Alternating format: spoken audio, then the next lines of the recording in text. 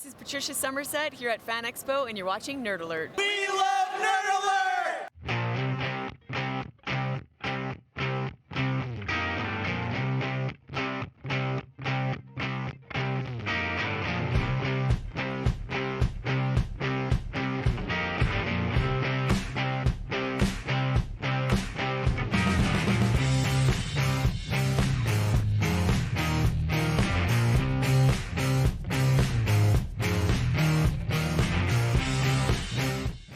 I feel like I'm leaving out these people over here.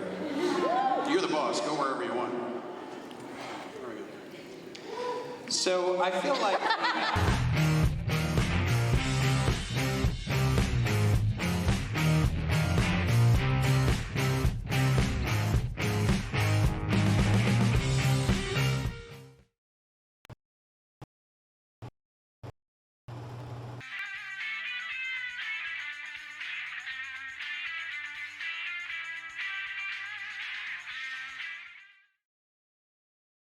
And here we are. What's up, everybody? I am Bliss. Welcome. Wow. It doesn't even seem like we've been gone 2 weeks because of everything we did last week. What's up, Bliss? Welcome. Hey. It's, well, we're back. We had some adventures. Hello, CJ. How's it going, everybody? We're kind of, reformatting Nerd Alert. Roger, what's up, guys? This is what we like to see when we come back. Today was a good day. Last week, of course, we were not available to go live. Well, we did go live Friday for like 8 minutes before we walked into Dallas Fan Expo, but we got all that recorded. 1/3 of it's done. It'll be all done by May 17th. Next week, the Dallas Fan Expo special right here on Nerd Alert.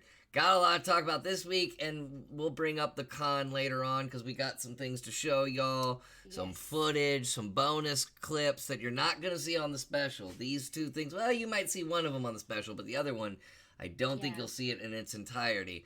And then we have some cool stories to share that we weren't allowed to get on camera, and then some physical things to share today. But today was a good day. We saw Detective Pikachu this morning. We're going to have a review on that, fresh review. Just spoiler alert, I think I like broke down in tears like 3 or 4 times as like a lifelong fan. I enjoyed it more than Endgame, but we'll get to that.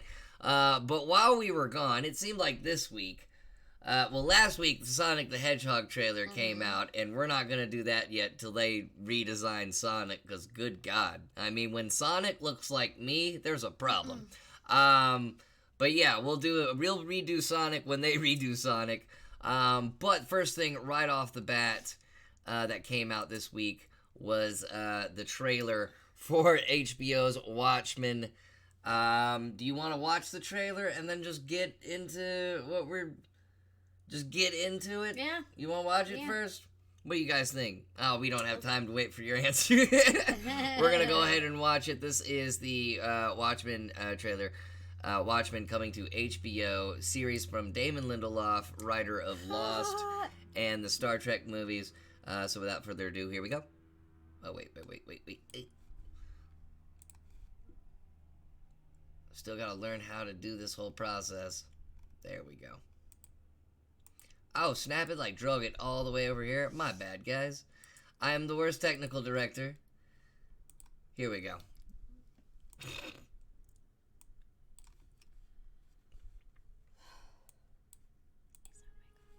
We are no one.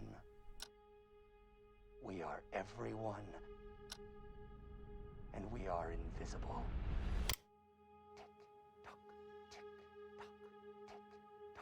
We convinced ourselves that they were gone, but they were just hibernating.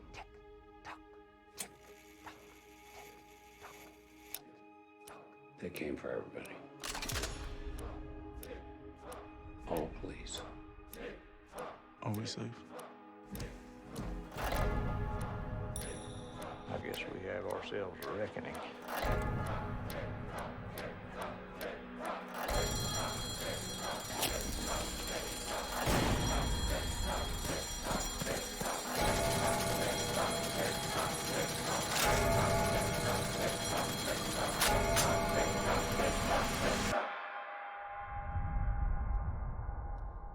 What are you two talking about? Oh, nothing.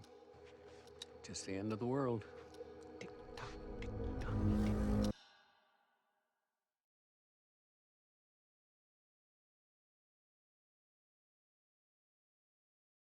The mic, Roger, you're right. I gotta get some money at this and buy an IT guy. Is that how you do it? You just buy them? Anyway. Pay them as So when this was, salary. you can just pay them. You don't buy a person. You can't buy people anymore? What kind of?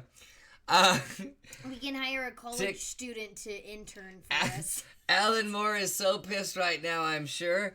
I'm sure as well. What's up, Jay? Welcome. Yo, TikTok, TikTok. So when this was first announced, I had my doubts because I did not enjoy the movie. Even though the movie was panel for panel, it taught me that maybe some comic book movies should not be panel for panel. There's a reason for when, what they do. When Watchmen is live action, to me, it's really boring, and I was really concerned what this show was going to do. This looks like it's today's live action version of today's comic going right now, Doomsday Clock. You got Damon Lindelof, first of all, writer of Lost, and we will defend Lost. We love Lost. We will defend Lost to this day. Come on, chat. What's up? What's up? I can't look intimidating with a Team Valor Pokemon Go shirt right now. I have a Captain Marvel shirt on. I can look intimidating. Yeah, she's got a comic book Captain Marvel shirt, so you know Misty's legit. For Valor! But yeah, no, I didn't really enjoy the movie. I can see why some people did. I personally just don't enjoy Zack Snyder as a director. But this TV show, you got Don Johnson, who would have thought? I've never thought I'd be excited to see Don Johnson in anything. I don't even know if I've ever seen him in anything before. Like Miami Vice, and that Tin Cup movie with Kevin Costner. He played the rival golfer. Am I old when I'm mentioning golf? No. Kevin Costner movies. I enjoyed The Watchmen, but I can understand the argument that in the adaptation should actually adapt, not exactly respect. I love it when our chat agrees today. I fell asleep during the first 20 minutes of Watchmen, the movie. She did. So that was, You've got to be boring for Misty to fall asleep. Misty can amp herself up to watch. She watched Detective Pikachu today. She did not have to do it. It was not her cup of tea before we went into the movie, but that's later on. Yes. This, I loved the movie because of David Hayter, who was also at Fan Expo Dallas. We can share that story. I think we could share that story. I don't know. I don't want to make anyone look bad. David Hayter doesn't look bad in the story. The beginning was pretty slow. Tin Cup, is that the movie with the sexy golfing scene? Every golfing scene in that movie is sexy. I also know nothing of Watchmen. Then this is the show for you. Yeah. I'm sure this HBO show will have a little bit of background into the Watchmen without having to see the movie, but it seems to be this is the Doomsday Clock storyline going on currently in the comic book. And yeah, I mean, you gotta talk Game of Thrones replacements. This is in line to replace Game of Thrones, obviously. I have an awesome Rorschach Mac. It changes to my breathing. That's pretty dope. I want to see pictures of that in my Discord, please. By the way, if you haven't joined the Red Nebula Discord, go ahead and do that. It's where we can all build as a community, and you always know when we're streaming before the Facebook and all that stuff. But I definitely want to see pictures of that Rorschach mask in the Discord, because that sounds dope. Welcome, new viewers. Welcome, new viewers. I'm Dan. This is Misty. We didn't even tell y'all who you are. We go right into the episodes here. We're going season 2, episode 14 now. We're excited. That first season, you knew our names. We said nothing but our names. Second season, we're more chillaxed. We have coffee. You don't need to know our names. You know? We just have opinions on things that you may or may not agree with in no culture. With any luck, all of it will be the adult version of Watchmen. Need gratuitous violence and shit. You do need that in a Watchmen show. It looks like it has that. Now, I've never known Damon Lindelof to have gratuitous violence and shit in his... I mean, Lost really never had anything gory or extreme. Now, creepy, he can do creepy. And it totally shows in this trailer. Yeah, definitely. Now, of course, my experience was... I'd been introduced, I remembered, like, Rorschach and like the Invisible Guy Yeah. something. And then the character that Billy Crudup played, like Mr. World or whatever he was called. Is that what he was Mr. called? Universe. Okay, sorry. Yeah. Billy Crudup played that character, and so like seeing. And then there was Dr. Manhattan. Seeing like kind of having seen those characters on film, having seen 20 minutes of the movie, and like the trailers, I'm like, I guess it makes sense that this. Jay said, need to replace Game of Thrones, bring back the softcore porn. That's a 90s kid right there. That's a 90s kid. Anyway, back to my point. Back to your point, because it was a good point. That's our show. Go ahead, I'm sorry. I'm sorry. I lost my train of thought. You laughed very loudly in my ear. I'm sorry. So my point is that having seen the first 20 minutes of the movie and having seen trailers, it feels vastly different from this trailer. It does, and that Damon Lindelof creepiness is in that, and you can pick that up. Now, a lot of people have a problem with Damon Lindelof sometimes as a director. I think somebody mentioned it on my Facebook, and I can't remember who it was, and I do apologize if you're in the room, but they were talking about Damon Lindelof is not good at overall telling the story, which is a problem with Lost. He concentrated more on the character arc, and a lot of character arcs didn't make sense and stuff like that, and he also did that in Star Trek. He's not a real big plot guy. But that's why you have multiple writers on a television show. Very true. You know what I mean? Very true, and I think with this, at least to my knowledge, this is pretty much the first time he actually has source material. So, and I think that brings out a whole different perspective out of a director. When they actually have source material, they can kind of picture it in their heads themselves instead of having to create it or whatever. So it'll be interesting. It'll definitely be interesting. We're definitely going to watch it. But this will be, I'm sure, along with Westworld Season 3 coming, which is coming at some point. Can't wait. But Game of Thrones is ending. HBO needs to release. And Veep. Veep is also ending this Sunday. So you have Game of Thrones, you have Veep. HBO is going to be plugging out this new programming. Hopefully Watchmen isn't just a one-season wonder. Hope it's really good. Hope it's it brings out a new TV universe that we can all watch. We can we have a more adult escape to The Flash and Supergirl and all that good stuff. And that's really the only that is the only new TV show trailer we have today. We're going right into movies. This week, the It Chapter 2. Ooh. Oh my gosh. I hate scary movies, and I hate scary movie trailers, especially when we haven't seen them. I love you, sweetie, but I hate your ideas. No, we should never watch the trailers first, not for the horror movies. Gotta get those live reactions. So you're gonna hear me scream a bunch probably. So this is It Chapter 2, No More Kiddos. That's what they should call this. Hey, horrible gamer, when did it start? You're still good. We started about live at 5, went streaming at 4:45, did the ads for 15 minutes. We're only into our second segment, so you're still good, horrible gamer. Hope you're doing well. CJ, we got Chernobyl on HBO, but I think that is a limited run. Yep, this is the time of season where they do come out with their limited runs.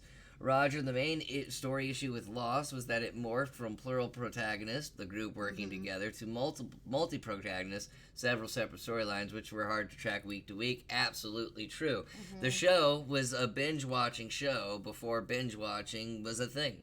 I feel like if you go back and watch Lost and binge watch it, it's a much better show. I agree. Well, I mean, when Dan and I got together, I had to catch up on years of television. I did not ever watch TV or have streaming services before Dan. All I did was watch TV and do comedy and drink. Not anymore. Not anymore. He drinks coffee. I drink coffee now. However, but anyway. So much better. So we spent, like a month or two watching all of the seasons of Lost, And I'm an unashamed Lost fan. I will show it to anybody. I loved it. I mean... Now, there is a difference in the later seasons, obviously, but it's one of the only shows at that time period to survive the writer's strike, once you think about it. Heroes And got lame now, after the writer's strike. Is the ending to Lost, does it make everybody happy? No, I think the person who set that precedent was the writer of Breaking Bad, Vince Gilligan. I think Vince Gilligan set the precedent of today's TV show and how it should end and everything. But I think Damon Lindelof will do a good job with Watchmen. We got back into Damon Lindelof. Poor Heroes was such a good show before the writer's strike. I agree. It ended Heroes. It ended Alias, if everybody remembers that. That Jennifer Gardner's launching point ended that. Boston Legal. I believe that's when Boston Legal got canned as well. I had to do one more season. So, really Lost. Lost was it. And then it branched out a bunch of sci-fi shows that didn't last. Anyway, It... Thank you guys for stalling, because I don't want to see this trailer, because it's going to scare the crap out of me. But I'm the horror. Oh, she's going to love it. She's going to love it. But anyway. Heroes Reborn was Heroes Reborn was so dope.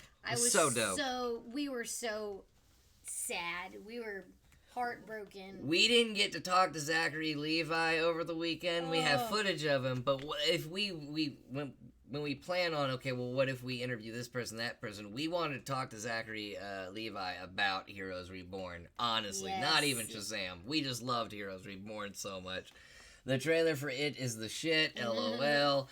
All right, let's get into it. Let's do it.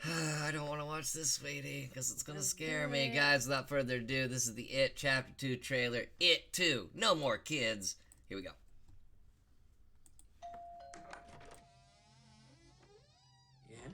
Can I help you? I used to live here. Won't you come in? It's the least I can do. Is it like you remember? Cleaner. Well, you feel free to look around while I get the water boiling. Your hair is winter fire. January embers. My heart burns there too.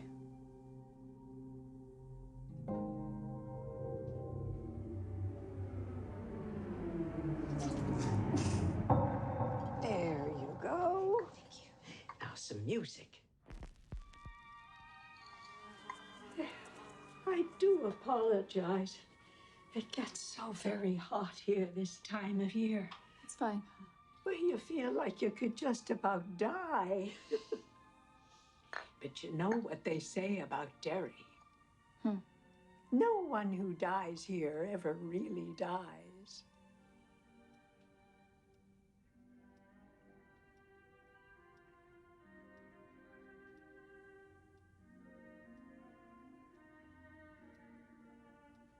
But tell me, how is it being back in Derry?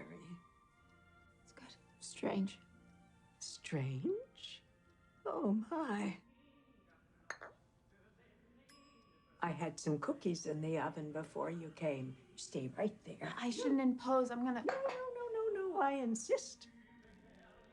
Your photos are lovely, Miss Kirsch.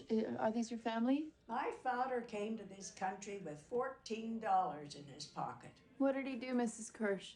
My father joined the circus.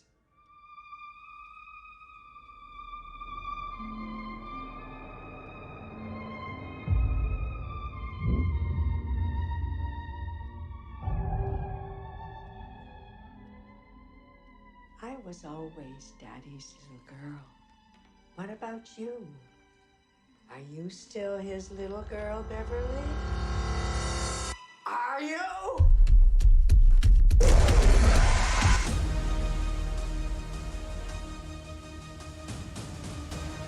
It's me and the Losers Club has officially begun.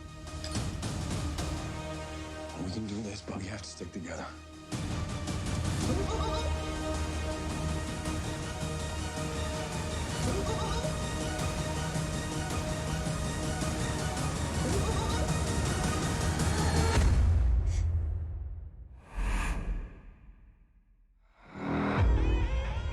Hello.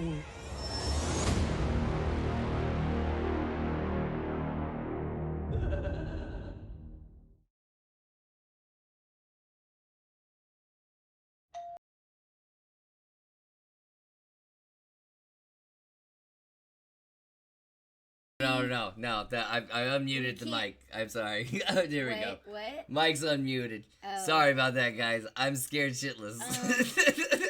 So I had to make him watch It Part 1 with me, and there was parts where he literally had his head his head under the covers. No, okay.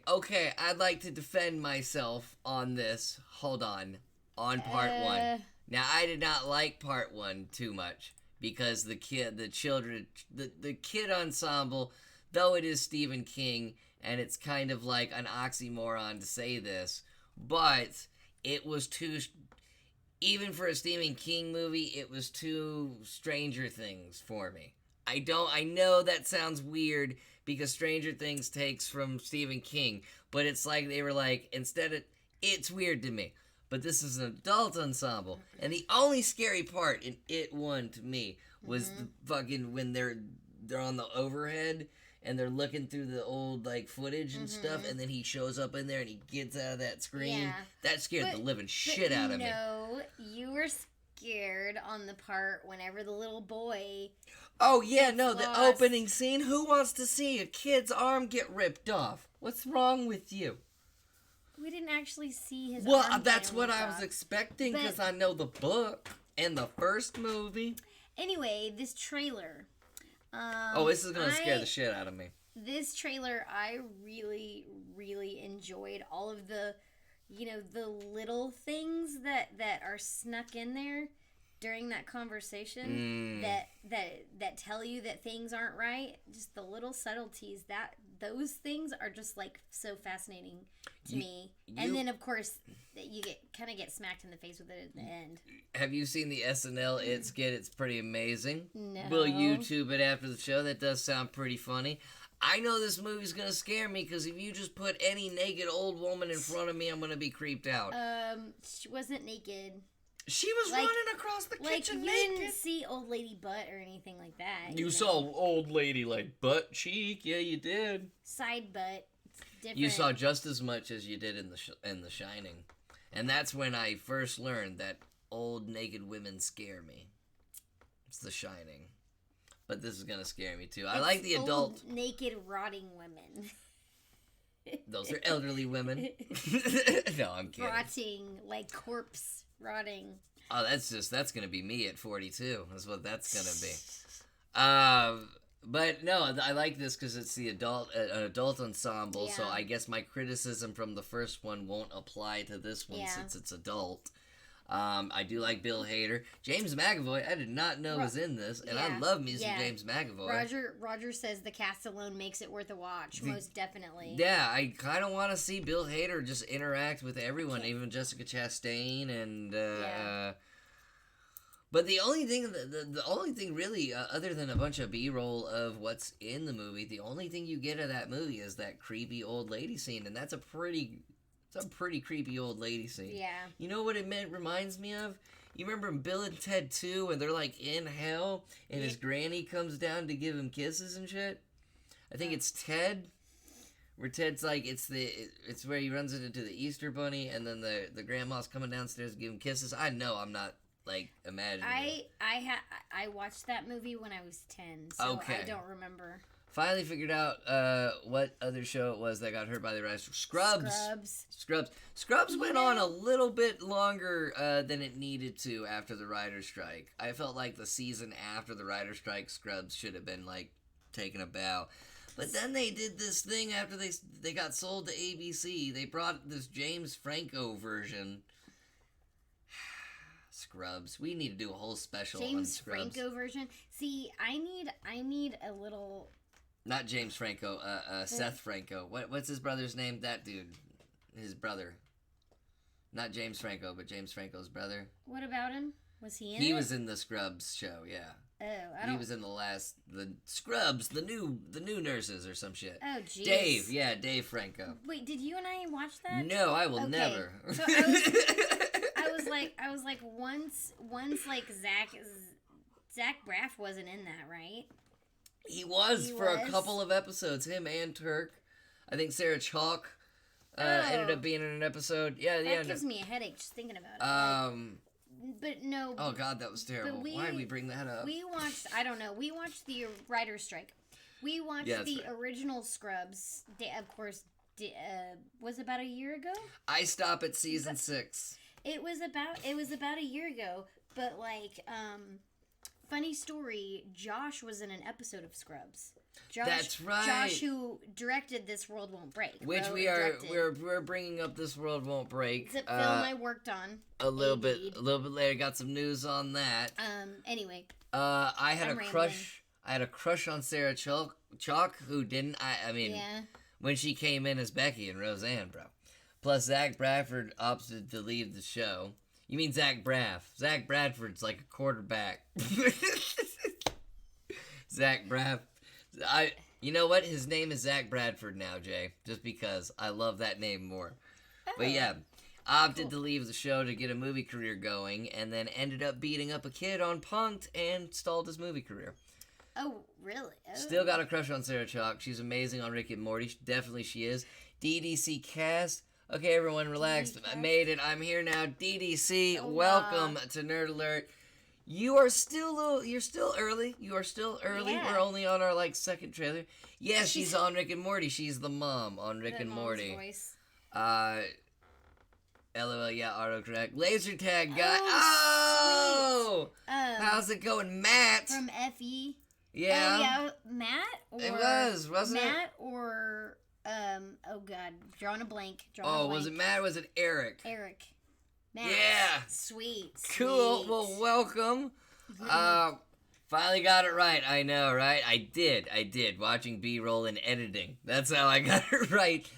We are a third of the way done with that special. It will be next week. The live Twitch Fan Expo. That's one of the exhibitors we met, Matt. Really cool guy. He's in the episodes, or he's in the special, rather.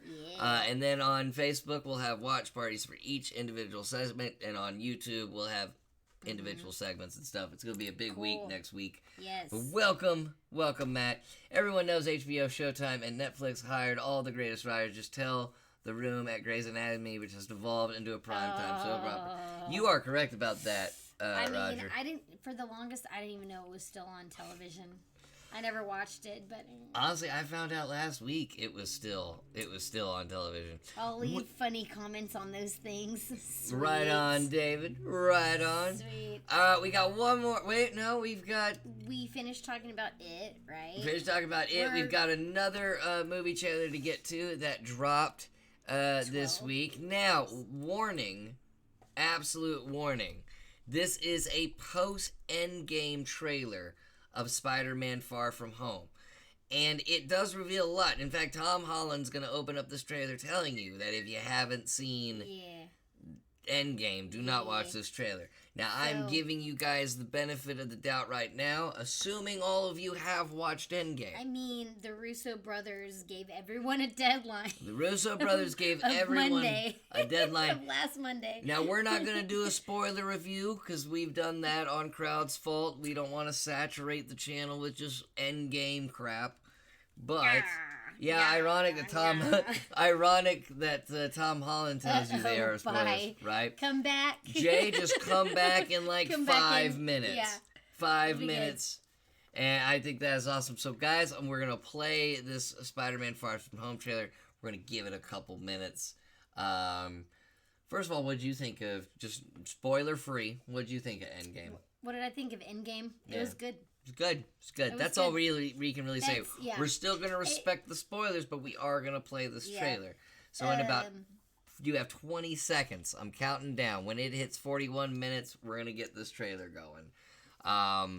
Cool. Now, this one I did watch earlier today, and it is dope. I cried like a bitch like a half dozen times during Endgame. You know CJ's seen it. That's what that means. I almost cried. I cried more today in Detective Pikachu, and I'll tell you why. Here we go. Ladies and gentlemen, the post-Endgame Spider-Man Far From Home trailer. Now, pay close attention to it, because we're going to break it down after we show it. So here we go. Post-Endgame Spider-Man Far From Home trailer. Enjoy. The Spider-Man Far From Home trailer is about to play, but if you haven't seen Avengers Endgame yet, stop watching, because there's some serious spoilers about to come up. But if you have seen Avengers Endgame, enjoy the trailer. Everywhere I go, I see his face. I just really miss him. Yeah, I miss him too. I don't think Tony would have done what he did if he didn't know that you were going to be here after he was gone.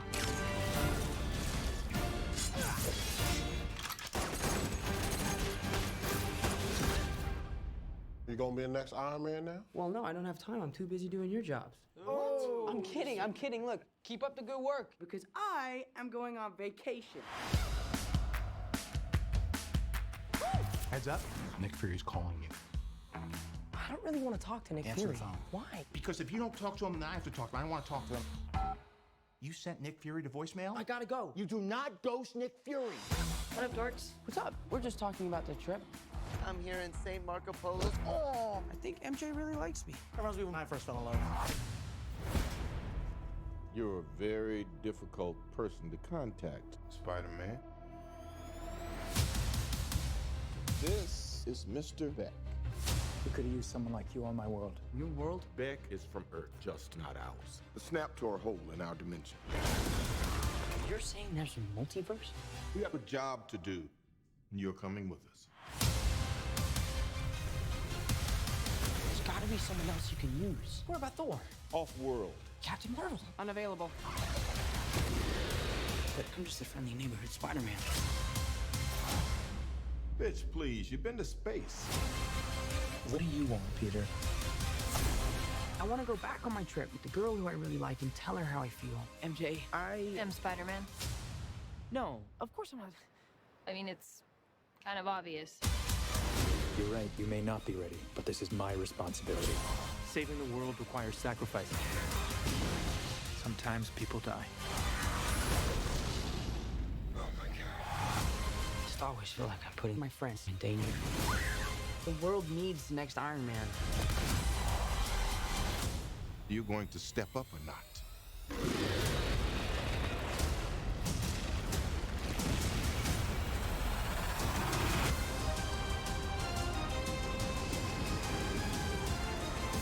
I gotta get you guys out of here. Get on the jet. Who are you? I work with Spider-Man. You work for Spider-Man? I work with Spider-Man, not for Spider-Man. New plan.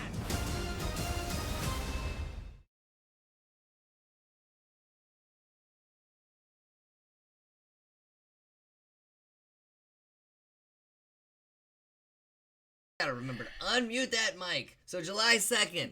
July 2nd. So let's go over to the chat one more time. I'm so glad Jon Favreau is still such a major part of the Marvel U and Spider-Man.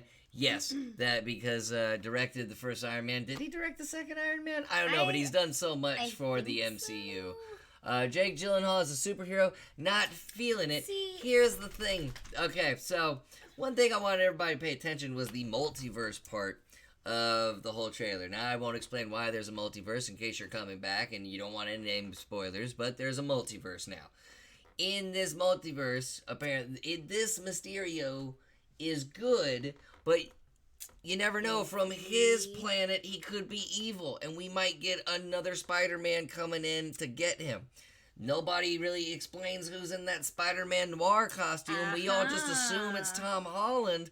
Let's slow it down. We could be getting more than one Spider-Man in this Spider-Man movie now that we're playing with the multiverse. But as long as it's not emo Spider-Man, you know what I'm talking about. No, we're not going to have emo 3, Spider-Man. no emo Spider-Man. We're not going to. And really, emo Spider-Man wasn't that bad. It was a great dance number. Just where really, you just can't backhand a woman in any fucking context at all in a movie at all. Especially after a big dance number, because that just kills the dance number. That trailer demands a snap before and after. Bada bang. I like that. Yeah, he also directed The Jungle Book. Yeah, he did. He did. Oh, wow. Jon Favreau, that live-action Jungle Book, that was him. I Am Bliss, he's a superhero, though. We don't know nothing yet for sure. Yes, DDC, you could technically bring Spider-Ham into this movie through the use of the multiverse. Mysterio is probably playing everybody everyone thinks he's a cool dude, or he's a dude. Maybe it's like Doc Ock in the Tobey Maguire Spider-Man, where it's a dude with a good cause, but it just drives him crazy. Bitterness, loss of family. We don't know, but now that they've inserted the multiverse, this is where it gets interesting. Not just for the Spider-Man movie itself, but the whole MCU. You could introduce the X-Men like this. You could introduce you could bring back people. You could bring back an Iron Man. You could bring back Tony Antonio, the pizza guy that disappeared during the snap. You can bring back that guy. What I want to see. A G-rated Deadpool. I want to see That's good. Spider-Ham, but I will only, we talked about this morning, I will only accept a Spider-Ham played by freaking John, what's his name? I can't even remember his name now. John Mulaney. John Mulaney. And I absolutely agree with that. It has to be John Mulaney. If it's a live-action Spider-Man, Spider-Ham, it's got to be John Mulaney in the suit with a pig belly. Oh my gosh, I would just die. You're bringing up the Kang the Conqueror arc. We are. Nice save, Dan. Thank you.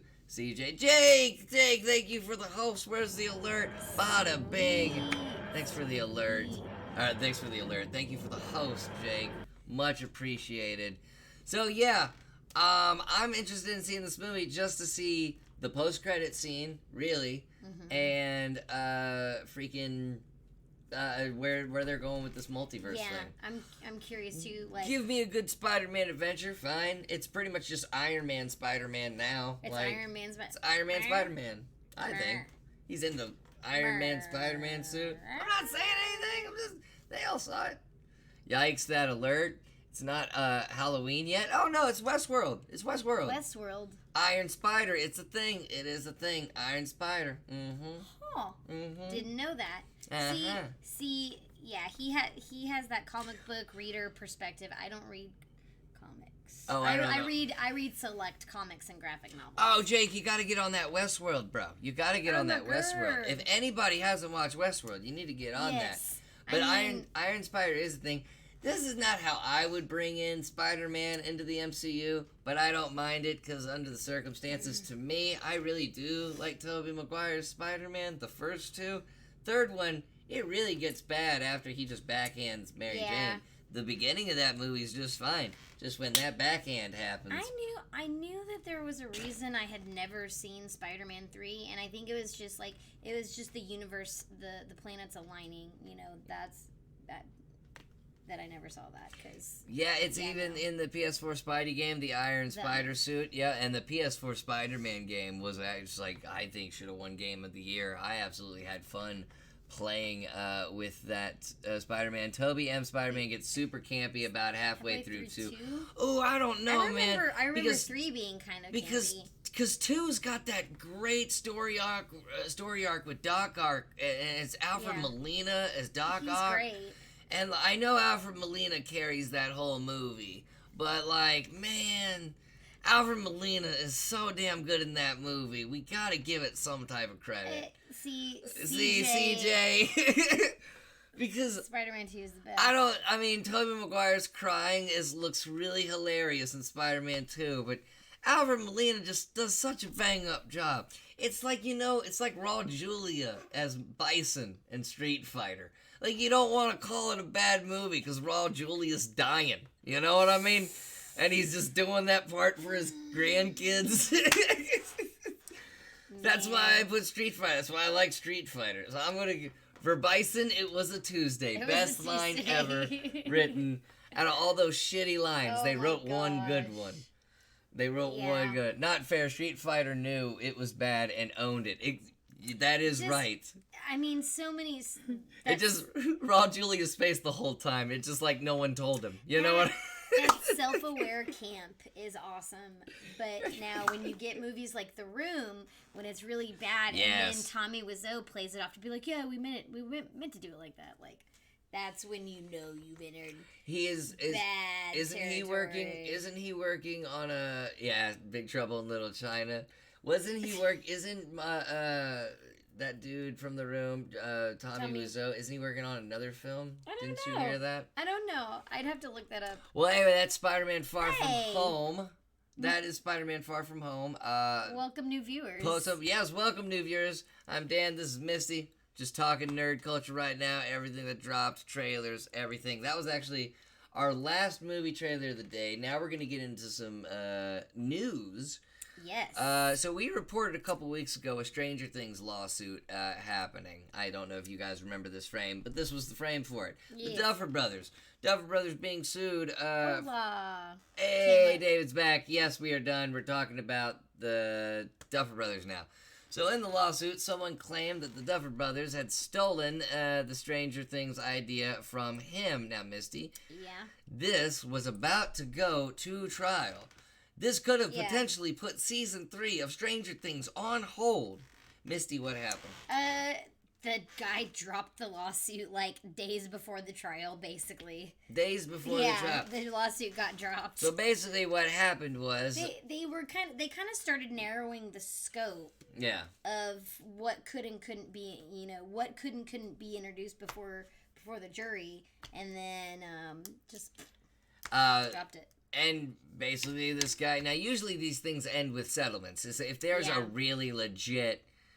And it usually ends with settlements most of the time because the people being accused just don't want to deal with it. They don't want to deal with it. So they settle. Conan O'Brien actually just came out with a great article today about how someone on Twitter that was one of 36 people that had a joke that he said on the show sued him. And that going through the whole process of it, it'd just be much easier to give the dude 10 grand. But, like, the dude needs to understand that he is the only one out of the 36 people who decided to sue. Yeah. And it's kind of like that reasoning. So basically what happened was this guy thought Stranger Things was suing him. And this guy was not Stephen King. All right? This was not... Stephen King is the only one who pretty much has a valid lawsuit on Stranger Things, I feel. Well, But... I don't know. The guy says that he had... Basically, they had pulled their ideas from like materials that he had sent them, but I mean, I just don't think. I think it was harder to prove than. Oh, there's still one trailer you haven't talked about yet. Final Fantasy VII. Of course. Sir. Why don't you just wait, CJ? We're getting there. The show's not over. We have a big show today. We've been gone 2 weeks. Yeah. Of course, we have things to talk about. Will we talk about Final Fantasy VII? I don't know. So. So how did this not end up with a settlement? Well, the Duffer Brothers refused to pay, so the Duffer Brothers must have had legit hard evidence that they came up with this. And I'm talking about like like original notebooks and shit. But the thing is that the Duffer Brothers, they went and they made the pilot, but then it became like an ensemble thing once they brought more writers in and stuff. So it really there wasn't much base for the accusations. Literally a day before the trial, the guy's own lawyer has a private counsel and says, "Dude, are you sure? 'Cause they have blank blank blank blank blank." The guy goes, "Now that I think about it, maybe they didn't steal from me," and lawsuit dropped. I wonder if he was just looking for like moolah because it's like a continually successful series. They're about to have a release date, and I mean they're not gonna budge on their release date. Come on. If I were the Duffer Brothers, I would countersue just to end that dude's career for because he took this way too far. And it was obvious it's somebody who wants money. He threatened to hold the new season. Just fuck the guy. The guy probably doesn't have a career anyway. He's trying to get his name in the headlines. He's trying to get money. This is one of those blacklistable type of things. Because there are so many people every day that actually get stolen from creatively. And a case like this where someone's obviously bullshitting, where it doesn't even get a settlement, where someone doesn't even bother just getting rid of you with just some blank check. Yeah. People actually get their shit stolen from Avril Lavigne, from Carlos Mencia, from fucking people like that. Avril Lavigne. I'm being very sincere. It's documented on record. Avril Lavigne fucking got caught suing somebody. If anyone could sue, it would be Stephen King. Thank you, Kifla. I said the same thing. I hope I'm pronouncing that ready. Kit Falbo? I'll just call you Kit. Avril Lavigne. But anyway, yeah, Roger, so many bogus lawsuits from people who wrote something similar, maybe, but wants to get paid and begging on these celebrities paying him off to make the thing go away. Good for them standing up to him. That's what I'm saying. Countersuit the guy. Fuck this dude. Kamos is ROFL Avril Lavigne. Yeah. Documented her song, Hey You, I Don't Like Your Boyfriend or whatever. That song was hacked, ripped off. The original writers of that song, the song went, I don't remember the band, but the song went, hey, you, I want to be your boyfriend. Listen to that melody. Yeah. They sued Avril Lavigne.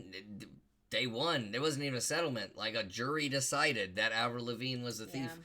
And when this dude is trying to sue the Duffer Brothers and is just lying, it hurts people like that actual band who got some credit on Avril Lavigne's terrible album or something, you know what I mean? So screw this dude. Countersue him and teach people a lesson that if you're gonna bullshit this way, this is what's gonna happen. Here are the consequences. Countersue him, and then all of his movie money or whatever, all of his money will be tied up in legal fees. I guarantee you. If he's a filmmaker, he's probably broke, you know. I guarantee you, while he had him in the whole lawsuit process, he had people on the phone in L.A. Oh yeah, you know, trying to get his name up there and stuff. But this doesn't need to just be in the lawsuit system of our country. This needs to be in every type of system when it comes to trial.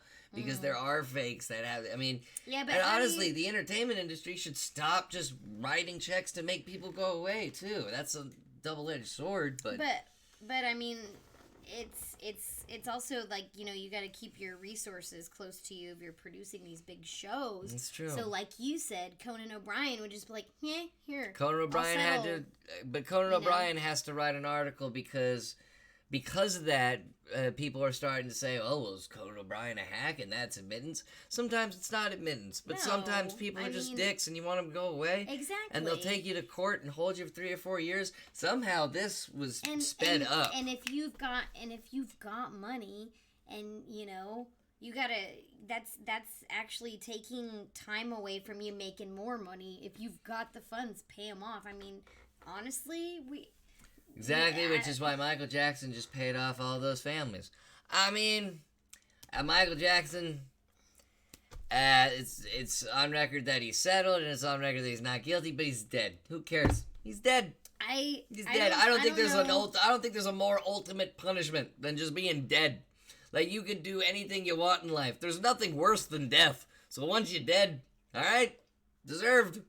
Like, you did some terrible stuff. You did. Wait, Hollywood is pay to win? Say it ain't so. Hilarious comment. Honestly, I'm just trolling. Stir the pot. Get the comment section going. But, so, the good news out of all this is that Stranger Things Season 3 will not be on hold. It will premiere as planned. And we've got a cool story. Well, not a cool story, but kind of funny story about Comic-Con. Yeah. Now, we'll get into it. Fan Expo. One more thing, we did see Detective... Oh, no, that's not... I'm sorry. That's not... Sorry, another piece of news. I just want to jump to the movie review. But we got another piece of news. The Wachowskis announced today they are working on a Matrix... Oh, I'm sorry, there's a big comment from Roger. The problem with narrative content is you can't protect an idea. You can only protect your actual writing. If someone takes your story idea, changes a few things, and sells it to Warner Brothers, you can sue them all day long for stealing, but they would actually... have to plagiarize your script to win. Yeah. Exactly. Dallas Comic Con is day long live Fan Expo. Righteous. Crix, I hope I'm pronouncing that correctly. Welcome to the channel. I'm Dan. This is Misty. David, I've had a few jokes done around my area that were pretty damn... Well, Dallas Comic Con is dead. Long live Fan Expo. Oh. We gotta work on calling it Fan Expo more. Didn't I just correct you on that? I don't know. DDD Cast just did a name change. Gotcha, Matt. Gotcha. Okay. Well, welcome back and thank you for being so committed. Yes. So, oh, wait, I don't like my name. Gonna change it. Gonna go back. I like that. So, Matrix 4 announced today. Today, literally right before we went on stream, it was announced there's gonna be a Matrix 4. There's gonna be a Matrix 4. Now, it's just the chat bot. Jesus, so much going on in the chat today. So, Matrix 4. Now, where did we leave off in 3? What? Matrix 4? Yes, David. The Wachowskis are doing a Matrix 4. The Wachowski sisters, I'm going to correctly describe them, or call them, I should say. The Wachowski sisters are doing a 4th Matrix movie. I thought it was pretty clear at the end of the 3rd one. I don't know. We don't know a lot of details. I put up Keanu Reeves because who doesn't fucking like Keanu Reeves, right? But we don't know if Keanu Reeves is in this movie. We don't know if Trinity's in this. Well, Trinity's not in the movie. Neo is blind. Trinity died to the machines. I was tore up by the robots. You would think that would be it. You would think that would be it. Crap, I actually have not seen Matrix 3, so thanks. Has it? But she's had time. She's had time, guys. Spoil away. Obviously, the next movie needs to be the reconning the 3rd movie, just as another level of the Matrix, a la Inception. Oh my god, we can't. I don't want to add Inception rules to this shit. Peak said it is okay to come back. Yes, it's okay to come back, Jay. We're just talking about the Matrix 4 is being made. Neo apparently died saving the Matrix. That's what I'm here for. So yeah, we could be getting a whole new adventure of the Matrix, a whole new side story. I would think that's what it is. I would think. But I'm pretty excited. I'm lost. It will be peace and love. I think it's going to be great. Now, a lot of people had a problem with how the trilogy ended. I go back and watch it as an adult, and as an adult, I actually see a lot of philosophy in the Matrix. And conversations with a viewer named Mighty Vicious Gaming, viewer friend Mighty Vicious Gaming, have a conversation with him about the Matrix, and you will go and watch it in a totally different mindset. CJ says, I love a prequel. They had the prequel Animatrix story that was wonderful. The Animatrix was pretty awesome. At the end of the 3rd film, they reset the Matrix back to the beginning. Neo and Trinity are dead, so to make it interesting, they have to fix the issues brought to light by the architect. That's a good point, Roger. All the Sense 8 characters make a showing. Okay? 3 hours of Neo planting trees to fix the atmosphere. I like that, too. The Matrix video game back on original Xbox was a pretty good story, and the universe is fantastic for stories as well as video games. Actually, wasn't there an MMO video game? I'm pretty sure. The Matrix Online. Wasn't that it? I think there was, yeah, it was The Matrix Reloaded was the video game on Xbox. And then I think The Matrix Online was the MMO you're talking about. But, yes, very excellent games. Yes, The Matrix Online. So, let's hope they, I mean... It was extremely bad. It was, the Matrix Online? You didn't like The Matrix Online? Well, I guess, yeah. Now now we're so spoiled with online MMORPG that, yeah, now that I think about it. No, but clipping issues, those early MMORPG onlines on consoles were wretched. Now they were fun when I was a little kid, but thinking back as an adult and what we have now, it's actually very terrible. So let's hope that whatever they come up with, whatever they write is good, so we can get some more Matrix swag, like video games and comic books and a whole new Matrix cinematic universe. I would love that. Bring back Pong. Phantasy Star Online was godlike. I disagree on those early MMO. Phantasy Star Online was pretty much the only one that was good, though, and they had it planned since the regular Nintendo Phantasy Stars. I'm sorry, we're getting off topic, guys. Getting off topic. We gotta get see, Misty doesn't even know what we're talking about. You know, her attraction for me is just ending and ending. I'm over here Phantasy Star games, though. I'm I know what I don't know what MMO means. I know what RPG means, but not MMO. MMORPG, huh? Yeah, it's just. No, it's all good. How dare you, David? Phantasy Star. It's all good. Rip, exactly. So this morning we saw Detective Pikachu. Yay! It was a very early matinee. 11:15, probably the second showing of the movie theater. And guys, should we say what we were expecting? Go ahead, say what were you expecting? What were you expecting, Misty?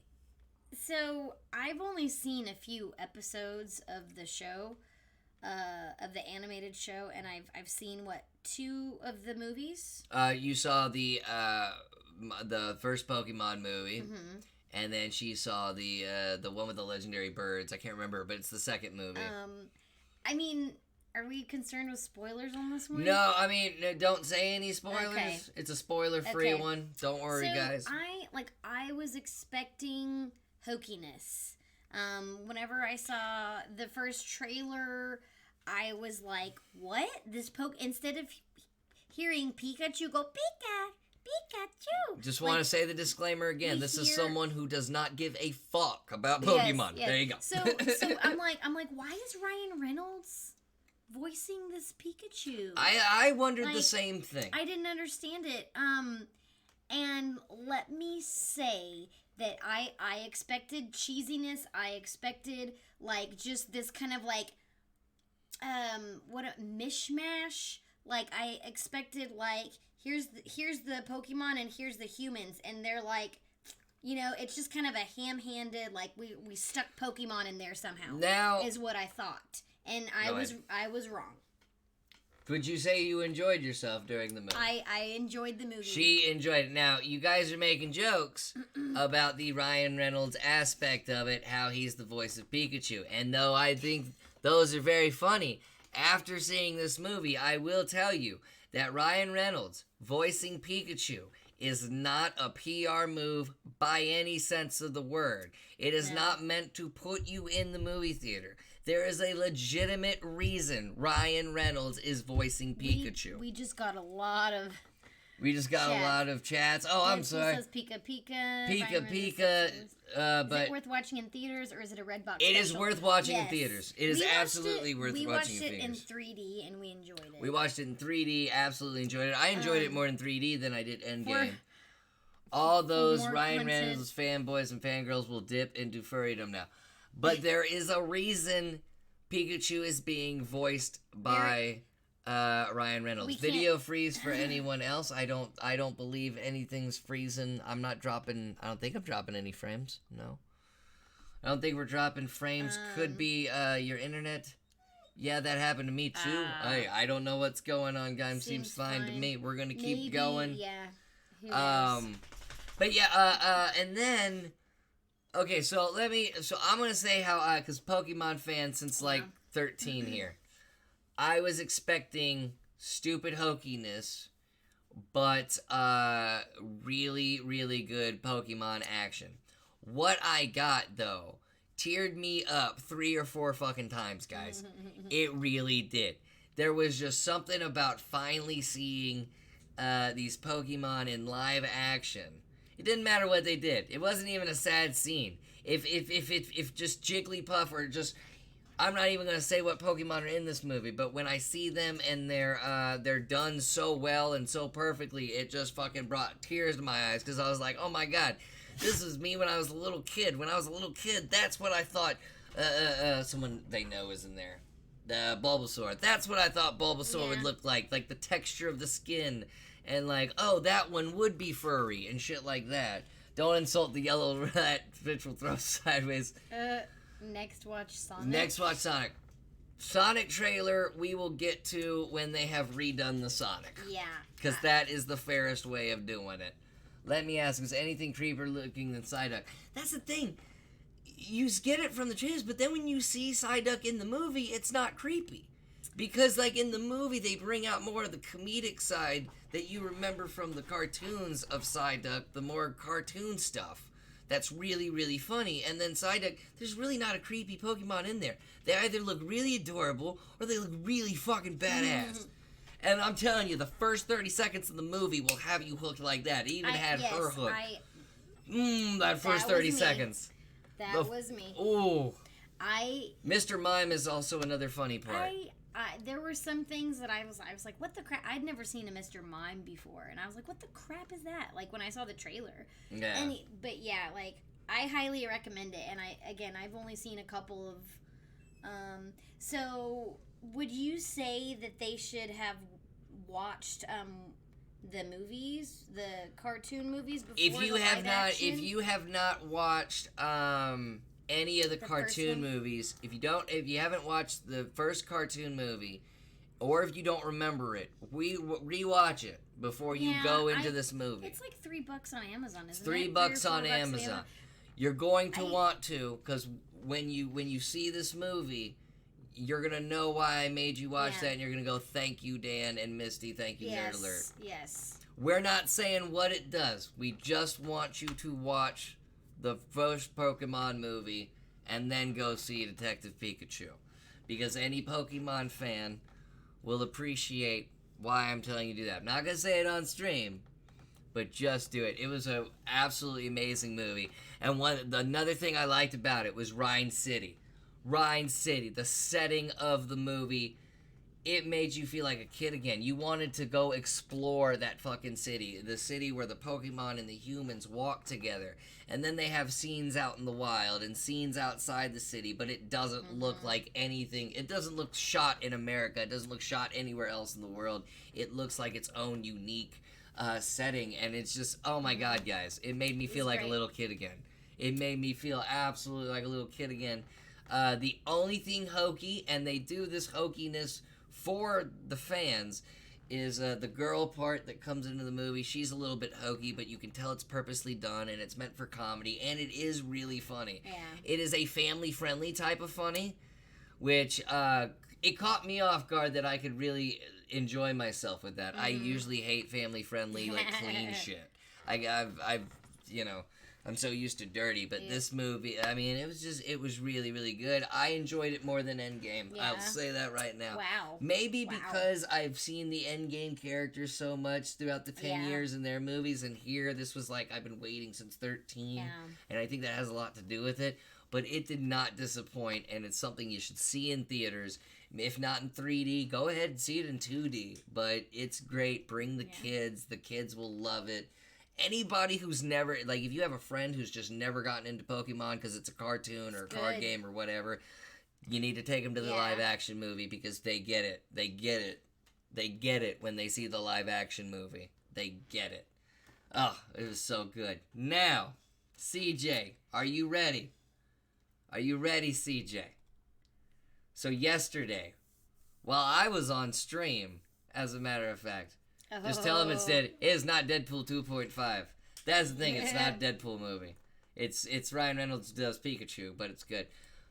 The Final Fantasy VII remake came out yesterday while we were... The fuck is wrong with you, bro? You probably saw a dog outside. Well, he's fucking up shit. You know that dog in the Sandlot? That's what we have. So, what's pictured behind us are the remastered, remade versions of Aeris and Cloud. Once Upon a Deadpool. Oh, yeah, no, the family friend. Even Ralphie is excited. Yep. No, he just sees another dog that he wants to have sex with. What are you doing? What are you doing? You want to join us? Join us. We haven't paid him any attention. All right, so... Ralphie. You actually fit quite nicely right there. So, let's go into the trailer while we, I guess, give Ralphie a milk bone to calm him down. I know how he feels. We're gonna... His claws are stabbing me. So we're gonna get to the... I just dropped the mouse. He's stabbing me. This is great. This is great stuff. Oh, gosh. Thank you so much, Ralphie. Technical difficulties here at Nerd Alert. Not sure Cloud Strife should resemble Tom Holland. Ooh, I never noticed that. You are... It's actually a good point. Okay, guys, so let's get to this frickin' trailer. And then we'll castrate the dog. Alright, full screen. Oh, this shit. is... Don't do it, Ralphie. There we go. What was that even? What was that? What were you shouting at him? I thought he was gonna knock the green screen thing Oh. over. I thought he was gonna knock it over. I thought he was jumping off the patio. No, okay. He jumped through there. It surprised the crap out of me. Okay, guys. This dropped yesterday while I was streaming, and we did a live reaction, but here it is, the Final Fantasy Remake trailer, 20 years in the making, and they had to fire the first development team. Here you go, Final Fantasy trailer. Bada bing.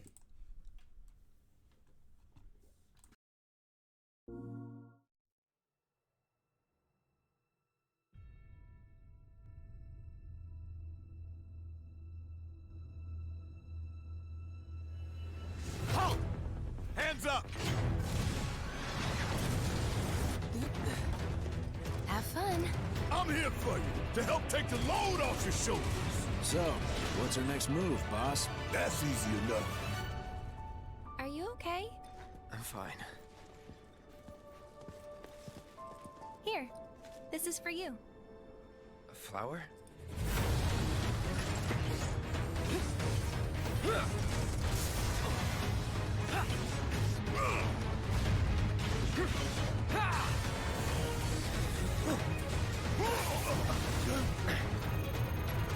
Can you bear to see the planet suffer? Cloud.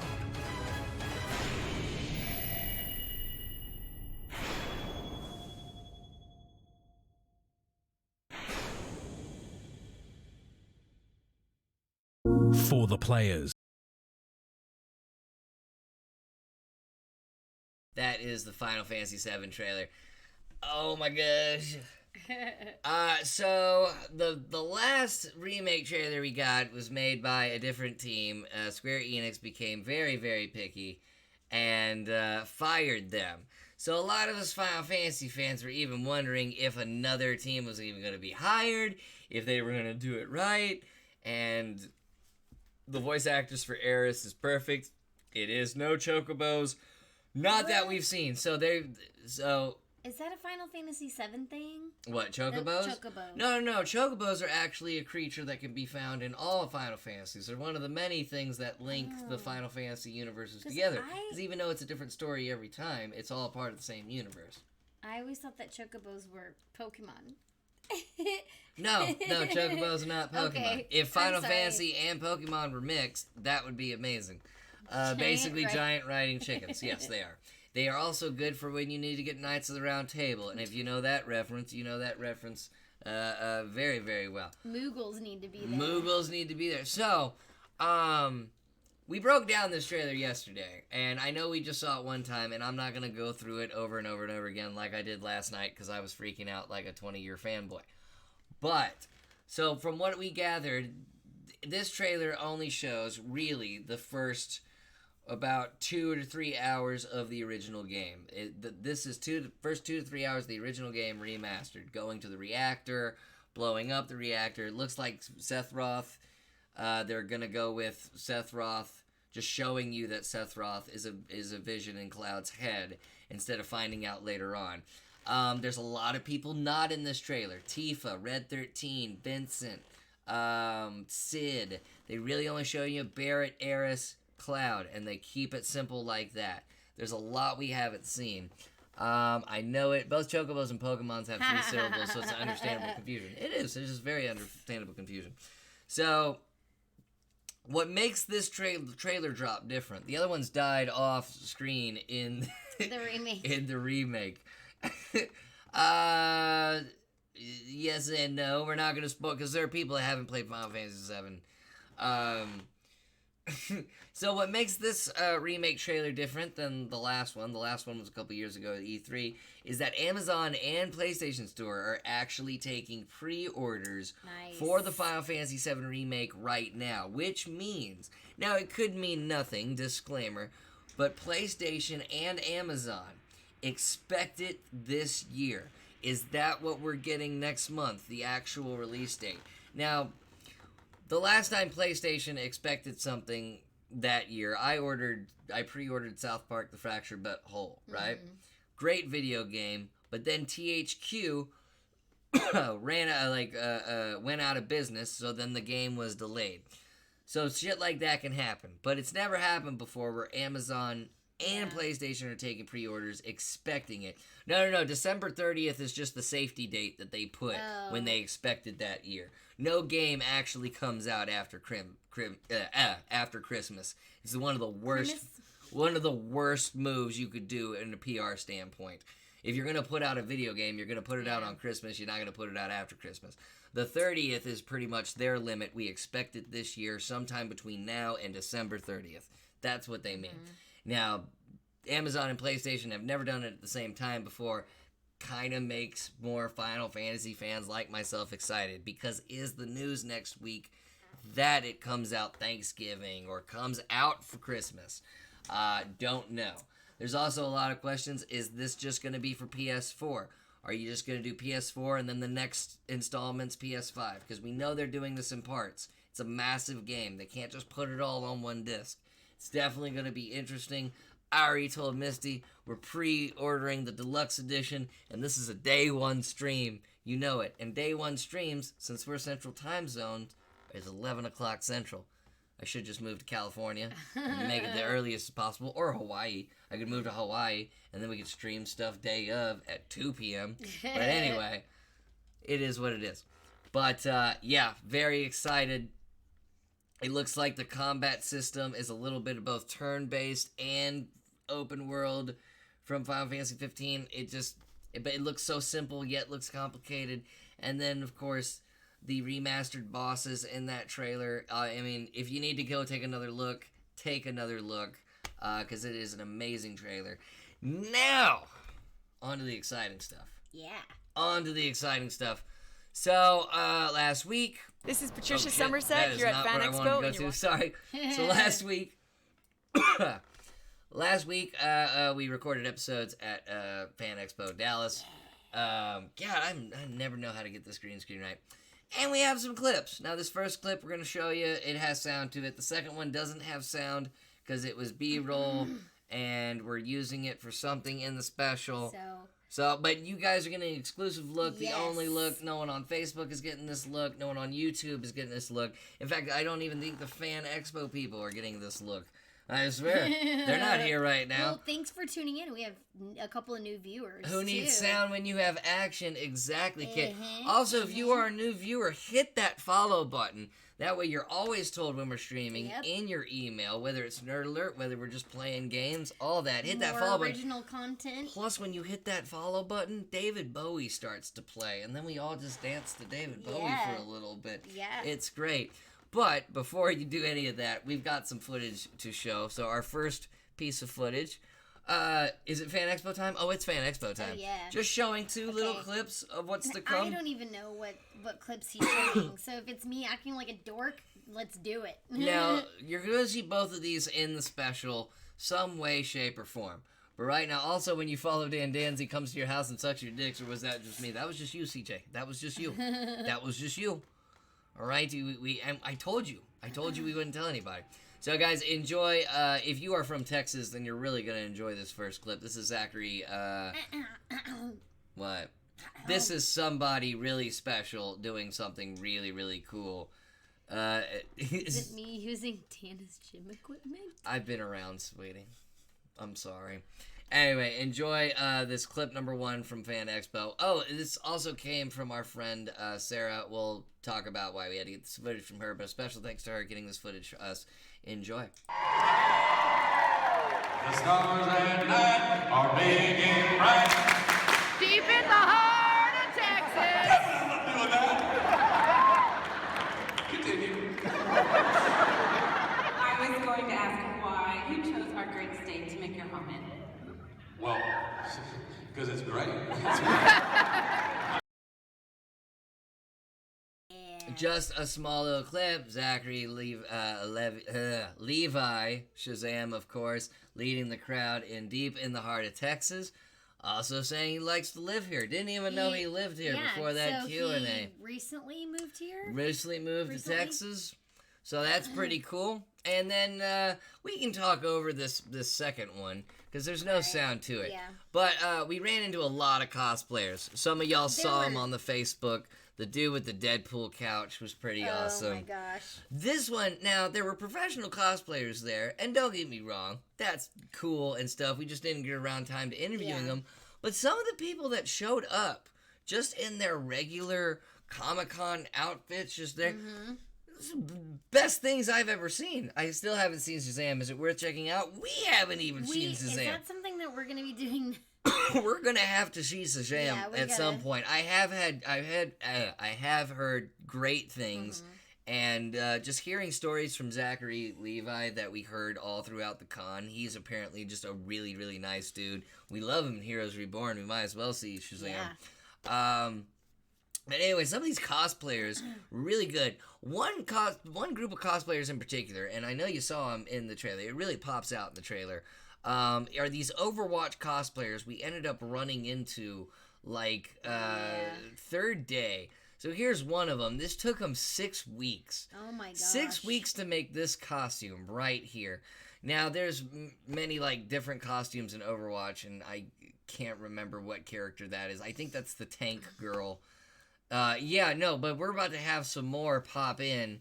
We're about to have some more cosplayers pop in. So this is just one. I'm about to turn the camera to the right here in a second, and here's where this big guy comes in. Oh my gosh, I didn't even... I know CJ is like this because CJ plays Overwatch, but yeah, that took 6 weeks. That's crazy. This one walking up is about to, it's like a 9-week process. You're going to see a Mercy next to oh my gosh. that one, and that was a good Mercy, but here comes the 9-week one.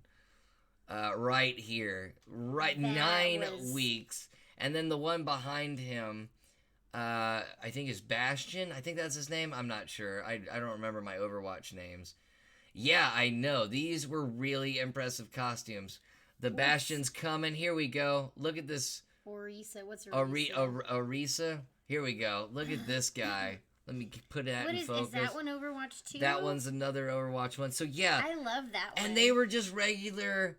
Yeah, the work on those gloves. Yeah. They were just regular, just not there to take pictures, not there for their own booths, just there just to show, not to show off, but just like 6 weeks, 6 weeks and 9 weeks and all that craziness. If you want to see Giant play, come on Sunday. That's the best time to see him. Pretty much, he's not lying. Yeah. He is not lying. But we got a bunch of stuff like that, all on the Nerd Alert Fan Expo special. Yes. Airing next week. I mean, we're gonna so basically we're gonna show one part, then come in and be like, that was fun, reflection. Show the next part, come in, reflection. Then third part, we're gonna have a blooper reel because there's a lot of funny moments that happened. Oh man, we had a blast. Well, I'm gonna try to get so much fun. I'm gonna try to get everything edited and put together. But worst case scenario, I'll only have the special. But that's what we want to see anyway. We want to see all the fun stuff. Yeah. But a couple stories. Okay, I'm out, guys. Have a great weekend. CJ, thanks for coming by. I got like 3 or 4 names. Has 3 or 4 names on. Yeah, you have 3 or 4 names on camera. Yeah. What's up? Just some people had to go, I guess. David says, I love David Bowie. I'm reading up there. David Bowie is awesome. Anyways, so one of the stories, I want to do the press lounge story. Because I felt really, really weird. Okay? This was... I feel that we didn't really do anything wrong. So... they said, hey, the press lounge, it said in the email, press lounge will be open Friday, come Friday, bada bing. We get there, they're leaving the press lounge closed. They want to give the press a chance to get the lay of the land, all right, and not be overwhelmed, which was just like, oh, that's understandable. Cool. As we found out later, some press were from out of town. Yeah, and some press were from out of town. Local and kind of a good mix. Good mixture of local, national, all that good stuff. So then we were like, okay. And so the next day, we're like the second ones into the press lounge. And we walk in the press lounge. There's a guy from St. Louis. Really cool dude. Sitting at a table. And then there's the press lounge. And the press lounge is over the whole showroom. But it's directly above, like, the celebrity catering area that I had no idea was there. Yeah, of course we didn't know that was a thing. It's directly below us. We literally can look down and it was just like, oh, there's blah, blah, blah. Yeah. We're not even gonna say who was down there. We were literally, I was enjoying the view of, like, the entire, like, showroom because this was a Saturday. It was packed. It was packed. So I was looking to see where all of the, hey, look, my hand is gone. I was looking to see, like, where the booths were of all the actors, all the celebrities, you know, where their booths were. So if we wanted to, like, get a picture or whatever, you know, we could kind of get the lay of the land there. And also, I mean, it was just crazy being able to be at that perspective and see the huge sea of people on the biggest. That was probably the busiest Fan Expo Saturday we've seen. It was, but we had the perfect view. We wanted to get a really nice shot of all of that and just kind of enjoy it. But then, before we could even go, let's take a shot of this sea of people, we got somebody in trouble. Somebody from the Fan Expo office came on in and was just like, we can't have the blinds open, they're complaining. We were like, what? And we looked down. And I don't feel right saying who was down there, but it was like, oh my god, that must have been so weird. Like, I can't. I mean, and I don't know if somebody back there thought that we were looking, like, staring and trying to take video, but we definitely were not. We were just trying to enjoy that view. Whoever was in charge of the Fan Expo layout this year could have done a better job. I agree with that. I can agree with that. You know what? As I had a blast as our first time doing press. I think I had more fun, running around with the camera. Like, real quick, whenever we played laser tag, I was operating camera the entire time. I had the camera on a monopod. Oh, and the footage looks great. I'm playing laser tag, and I'm like, operating camera, which I was really happy that the shots turned out.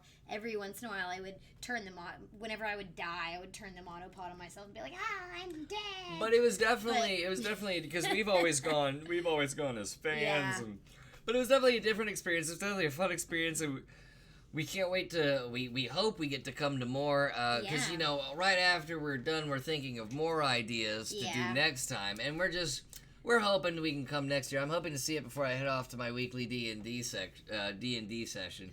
And the laser tag was way away from the show. Oh no, it was. But we have a whole segment dedicated to the D&D and the laser tag and just where it was located and everything. It's gonna be a good bit, a good segment and everything. And that's next week. What's another story that we could tell them? Let me think here. One that we can't get in trouble for, because I feel like if we could tell some stories, we could get in trouble. Like if the wrong people were watching. I mean, we met some really awesome people. People? I mean, Matt. Like Matt right there. Eric, who was running the laser tag booth when we visited. Yeah, he liked us on Facebook and friended us and stuff. Eric was super cool. Anitha from Shrink 3D, which one time at band camp. Well, one time at band camp. But yeah, what one can we... Oh, you know what? We can show some stuff. Oh, yeah, we did take a little bit of time to fan. Now, the Mike Coulter one was cool, because he liked the idea of our podcast and stuff, and he was very supportive of the show. Couldn't get a video interview with him, but he was a cool guy. I flashed my henna, which you can still see a little bit. You can still see the henna. I got our symbol in henna, so I got to flash that when we got a picture with Mike Coulter, which was awesome. And then the what was it like? Was it Saturday? Was it Sunday? Sunday. It was the last day. Yeah. We decided to fan out just for a little bit, put our equipment away, Bandcamp D&D, a group of 5 bards.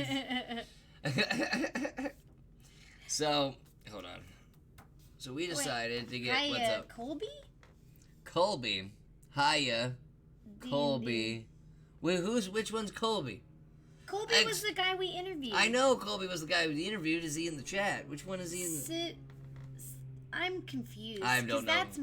That's Matt. But what was the What's up, Exterminate? Sorry, I've been lurking since the beginning, but been busy. Anything new with the movie as far as it being released somewhere?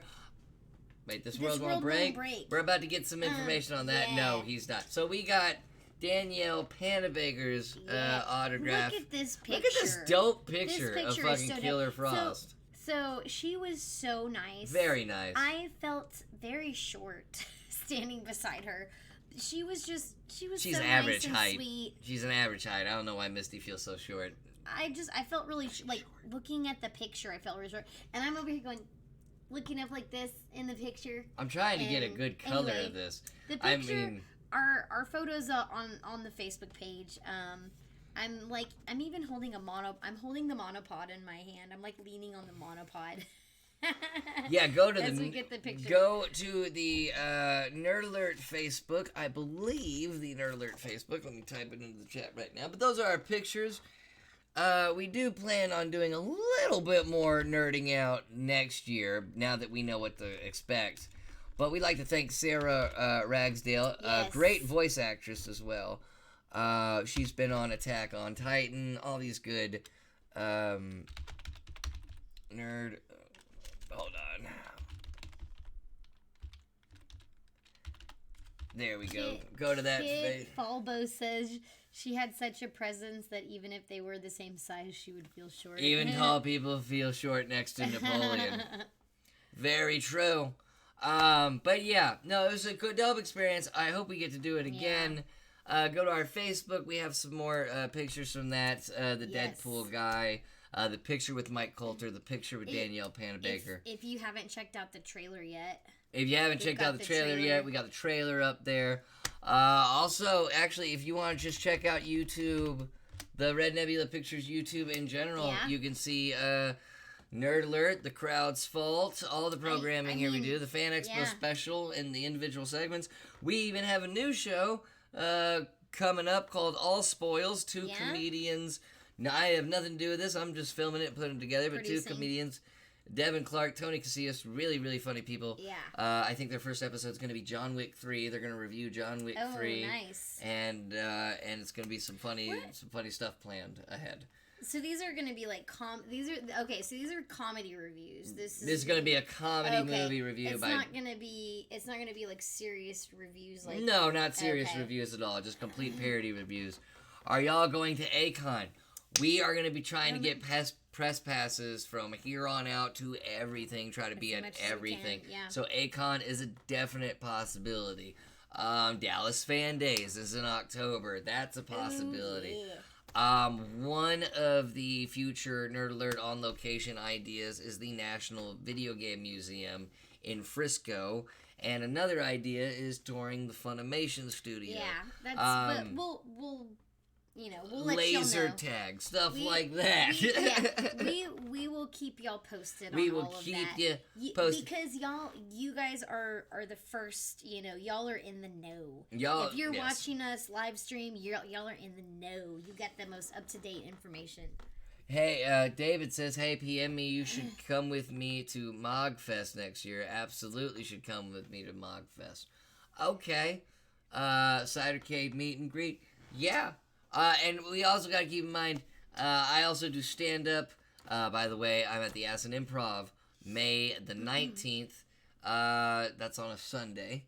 And then we're going to talk about something you did right now. Yeah. On this extra long episode of Nerd Alert. Sorry for the sneeze. Jeez.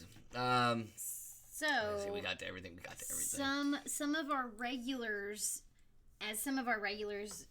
know, I worked on a film. I can move it. I was like, I don't want to get in the way of the title of the movie. So I worked on a film that is a love letter to Dallas, and it is called This World Won't Break. I was the first assistant director.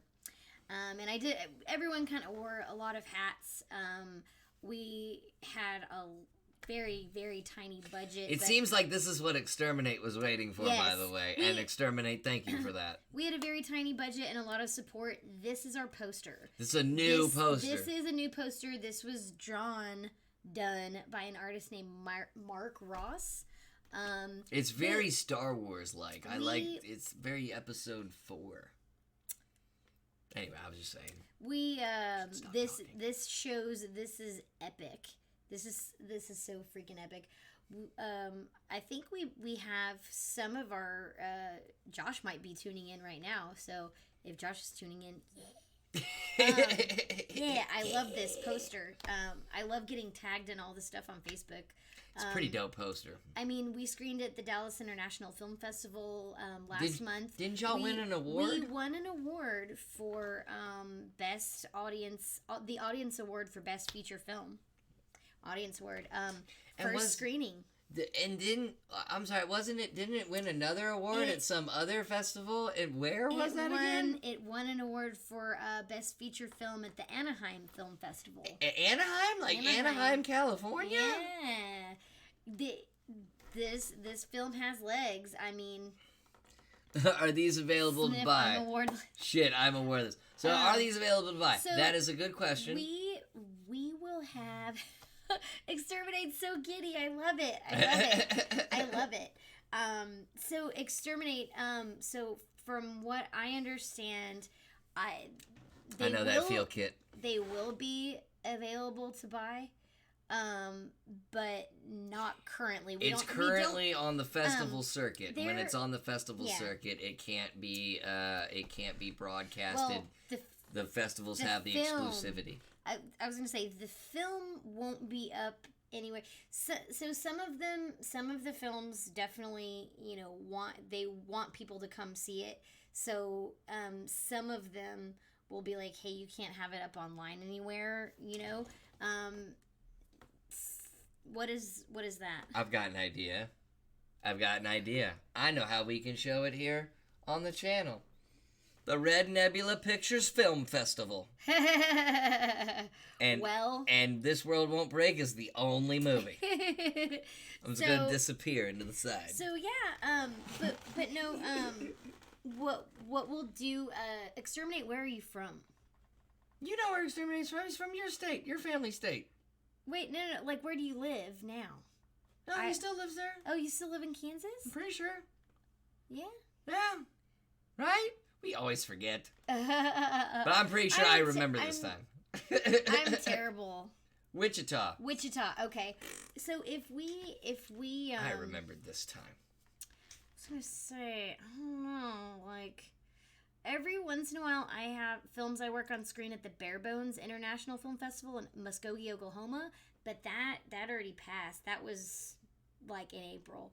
Anyway, we will keep you posted. Whatever I hear, I will keep you posted.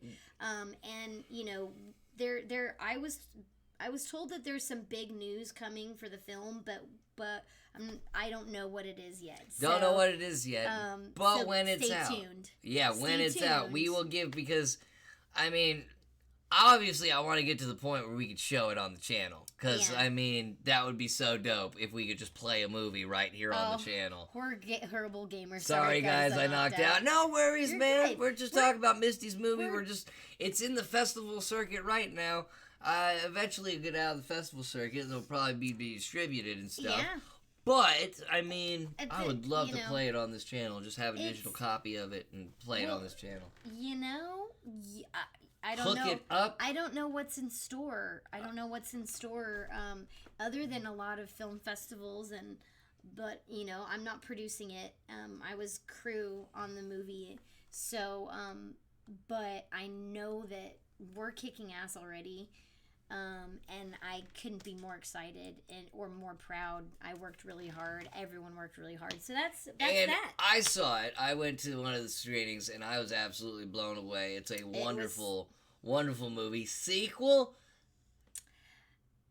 It's spoilers. Not that kind of movie. Well, yeah, it's not that kind of movie. I was gonna say spoilers, but it's not that kind of movie. If back in the early '90s, late '80s, there was a neighborhood in Dallas called Deep Ellum. It has a wonderful history with country music and blues and rock.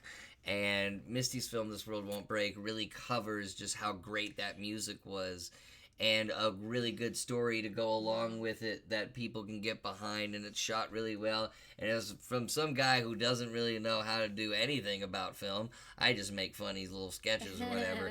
I really thought it was good. What Hollywood has taught us, everyone can get a sequel. Never say never about a sequel, Misty. I mean, I'm just... Never say never. I'm working out in my head how that sequel would work, and I don't know. But, anyway, we will keep you... I'll keep you all posted. Gonna keep you posted on This World Won't Break. Before we get out of here, just a reminder, and we'll close out on the trailer next week. This is big, guys. We went through a whole... And this is all just to entertain you guys. Because we were going out to cons and having fun as fans, and we were like, well, what if we could bring this to people that can't come with us? Because we have so much fun. Let's bring people in on the fun. So much work went into this. I would like to say that we did have a little bit of fun this past weekend, but it was mostly work. It really was. It was really just jumping from one place to the next. We didn't. We had to get Zachary Levi's footage from a friend because we couldn't get in the Q&A because we had appointments scheduled with these people to shoot them. It was an actual film shoot for a whole weekend, and if we had time to do stuff, we did stuff. But next week is the Nerd Alert Fan Expo Dallas trailer. How many lens caps were lost? One. one. Just one? We found the other one. It was in my 5th pocket the whole time. We only lost one lens cap. Though. We bought some new gear. We bought some new gear for the event, and we lost one lens cap. Only one lost the lens cap. Oh wow, LOL, I know, it was quite embarrassing. I was just like, son of a. But yeah, it's gonna be in 3 or 4 different parts. Here on the Twitch channel, all those parts will just play in one big thing. If you're on Facebook, we're going to have a watch party for each individual segment, or each individual segment. Yeah. Each segment's probably going to be about 5 to 10 minutes long. So about altogether 20 to 30 minute special. Yeah. Covering everything we did, everyone we talked to. Going to try to get every cosplayer in there. And of course, we have Q&As from Rainn Wilson, and we have Q&As from William Shatner, and and then we have an interview with the Zelda herself from Breath of the Wild, Patricia Somerset. I got to ask her a question that somebody here on the Twitch channel wanted to ask her. Nice. And by the way, this is the first time we have kind of let people in on what exactly is in our special. So yeah, and this is a Twitch exclusive for you guys. Just now tuning in, are you going to show some of the fan interviews on this stream or next? So the special is next week, Ruffles. The Fan Expo special is next week. Some of the fan interviews. I'm not sure what he means by fan interview. Like the Q&As? The Q&As. Yeah, we will be showing the Q&As next week. I guess we can show this clip one last time if he wants a little bit something. Because Ruffles, Matt, send me a PM real quick. We'll do. Actually, Matt, send Nerd Alert a PM on Facebook. And Ruffles, this is for you. This is one of the clips, exclusive right here on Twitch. Go ahead and show this again. The stars at night are big and bright. Deep in the heart of Texas. Doing that. Continue. I was going to ask why you chose our great state to make your home in. Well, because it's great. And that was from our friend Sarah. So the Rainn Wilson Q&A, we were like front row, and then William Shatner, we were about third row. And it's not going to be of any of the TVs. It's going to be right there on them. Then that'll be next week. Fan Expo, Dallas special. God, this was a busy Nerd Alert. This was a busy one. Let's go back to the live scene real quick. It's a busy Nerd Alert today. Thank you guys so much for coming in. Jake with the host. Matt coming in, checking out. Kit, did we ever determine if we've met you before at the con, or you just here, new viewer, whatever. We appreciate it. All the new viewers, if you hadn't yet, hit that follow button. Somebody hit that follow button. I want to hear that David Bowie. Did we get... Does David Bowie... Oh, no, it's the TARDIS. Never mind. David Bowie is on the other set of streams. Where are we getting this PM at? Is that Facebook or what? Yeah, we'll just do it off stream. We can get the PM. I don't know why we gotta answer. Okay, let's answer a private message right here on stream. Why not? I'm sorry. I thought it was having something to do with the show. We could just answer it. We could just answer it off stream. Okay. No, you know what? It's business day. You got a question about business? Let's do it right now. No, I'm kidding. I'm just kidding. But yeah, it's good. So, Detective Pikachu, go see it. It's wonderful. It's absolutely great. Bring your kids. It will make people who aren't a fan of Pokemon understand. I'm sending you a PM on Facebook. It will make them understand everything that they need to understand and probably get them into it. It's an amazing movie. We also got what is it? All those trailers. It Chapter 2. Watchmen, Spider-Man, all those trailers look good. But next week, the Fan Expo Dallas special. Yeah. I got a lot of editing to do. Later tonight, I gotta watch the Rockets game, because Game 6 is tonight. But later tonight, Insomniac stream, Final Fantasy VII. We're playing the original on Nintendo Switch. Just continuing. For those of you who don't know the Insomniac stream, stay up 2 a.m., 3 a.m. I'll be on. Stay up with me. Let's hang out and play a classic. Guys, for Nerd Alert, episode, what is it, 14? What are we at? 14. Are we at 14? Whew, Jesus, we are at 14. Okay. 14. Woo. Yeah. For episode 14 of Nerd Alert, I'm Dan. I'm Misty. And guys, always a pleasure. Come back next week. The Nerd Alert Fan Expo special. And we're going to leave on this trailer. Guys, until next week, stay nerdin'. We got to change that. I don't like that. I don't like stay nerdin'. Let's nerd out. I don't know. Should we have a catchphrase? Insomniac will be 2 o'clock, 3 o'clock in the morning. But have a good night. Exterminate. David, everybody, thank you. Thank you. Here's that trailer one more time. This is Patricia Somerset here at Fan Expo, and you're watching Nerd Alert. We love Nerd Alert!